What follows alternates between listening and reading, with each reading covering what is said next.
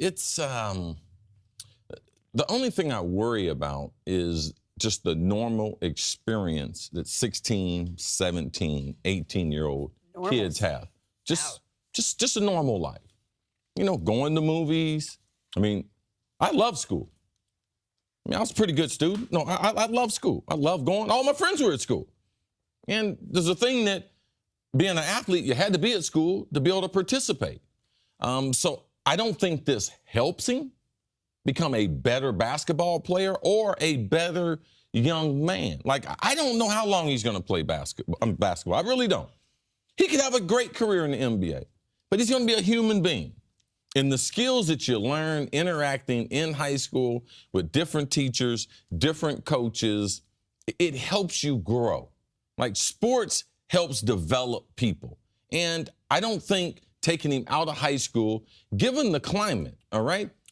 He was responsible for hiring the high school coach. He wasn't happy the way the high school coach was doing things, so last year he had the guy fired. Now, so I guess whoever else they hired, he's not seeing eye to eye with them. So now I'm just going to remove my son from the whole process, and there's no basketball for him to play in the fall, okay? Because all kids are playing high school basketball.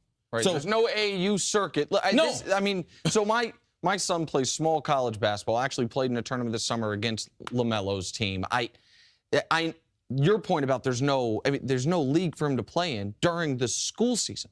There is in the spring, there is in the summer, but during the school season, there's not. Cece, you and I, the very first show we ever did together, I'm talking about back in December when we filled in on Undisputed. There was a LaVar Ball story, and I said, the one person in this I'm worried about is LaMelo, because he's so young. And this can warp his whole entire, his post-puberty growth process. And LaVar, a few weeks ago, put in jeopardy his son's ability to play college basketball by releasing that signature shoe. We don't know what the NCAA is going to do, but we can't expect the NCAA, an irrational body on a lot of amateurism stuff, to it's absolutely in play. He is going to be ineligible for college basketball. That's on the board. And so I just want to level set for the audience what type of player LaMelo is. LaMelo right now, according to Rivals, which I think is the most reliable ranking site, is the 17th best player in the country in his class. That sounds amazing.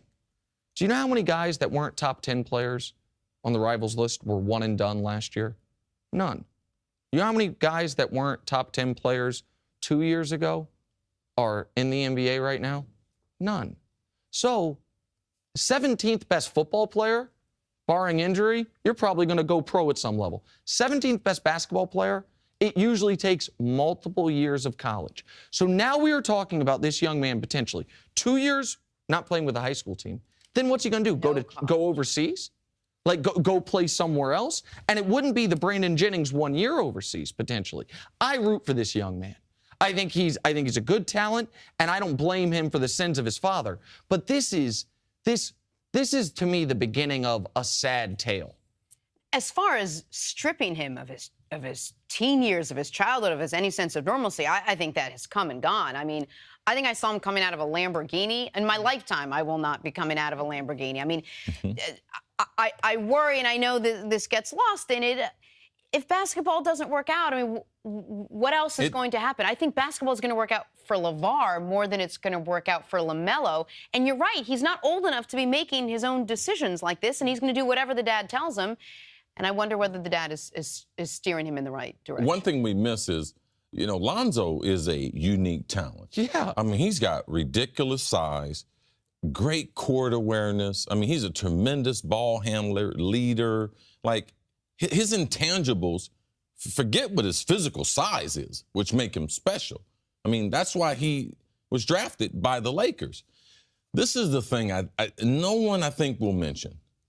I watched Mr. Ball coach this summer, and let me tell you something. He is not a good basketball coach, all right? You said before you thought he was a good dad. Put that on the side. He is not a good basketball coach. Wow. I had a brother played in the NBA, played at a high level at Indiana University under Bobby Knight, drafted by the Lakers, coached in high school, coached in college, and was a head coach in the NBA. All right? I know what a good basketball coach teaches. All right? I watched the video. The overall fundamentals that his team lacks, the style for which they play. They don't play any defense. His overall confrontation of players. Just YouTube it. It's easy to see. So that's the part that I worry. Now you're taking him out of school, so now you're his coach. And I know that there's better coaches out there.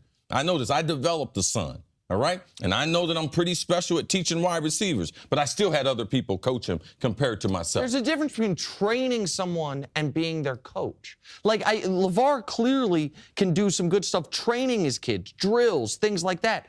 But that is there's a reason you might hire a personal trainer that is different from your basketball coach, right? Like, his high school coach, LaVar could still be training him in the driveway or at the local gym and still have a high school coach that instills a different set of standards with him. Like, I mean, I'm just echoing your point. I just worry for the kid. I hope it works out. What happens if he gets to college and things get tough? Because he's already taught the kid, oh, it's okay to quit. It's okay to quit.